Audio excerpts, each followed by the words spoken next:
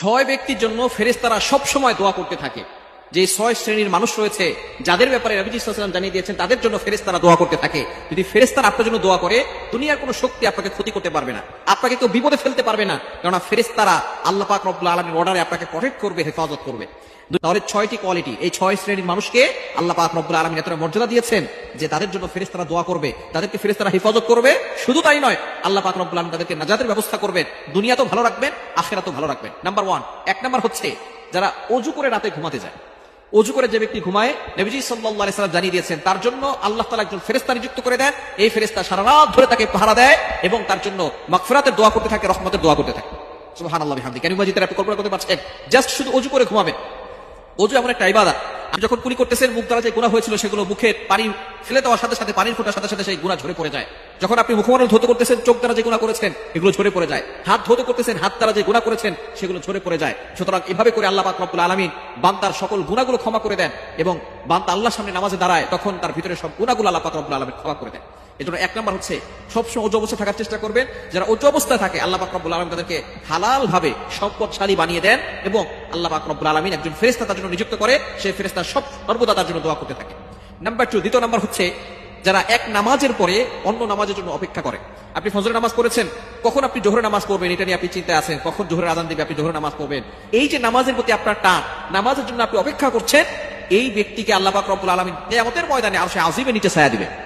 3 number যারা মসজিদে প্রথম কাতারে বসে নামাজের জন্য অপেক্ষা করে। তৃতীয় নাম্বার হচ্ছে তারা মসজিদে একবারে প্রথম কাতারে বসে নামাজের জন্য অপেক্ষা করে। আযান দেওয়ার সাথে সাথে তারা মসজিদে চলে যায়। অনেকে মসজিদে আযান দেওয়ার আগেই চলে যায়। আলহামদুলিল্লাহ, এটা ভালো লক্ষণ। আপনি মসজিদে আযান দেওয়ার আগে চলে গেলেন, সেখানে একটু জিকির আজকার করলেন, নফল নামাজ পড়লেন। যে ব্যক্তি নামাজের জন্য অপেক্ষা করে তখন আল্লাহ পাক রব্বুল আলামিন ফেরেশতা নিযুক্ত করে দেন, এই ফেরেশতারা তার জন্য দোয়া করতে থাকে। ওই ব্যক্তির কোনো টেনশন থাকে না। যখন আপনি টেনশনে পড়ে গেছেন, মানসিকভাবে অশান্তিতে আছেন, ঋণের বোঝায় জর্জরিত, আপনি কোথাও যাবেন না, মসজিদে যান, ওযু করে নামাজ পড়ে সেখানে বসে থাকেন, নামাজের জন্য অপেক্ষা করেন।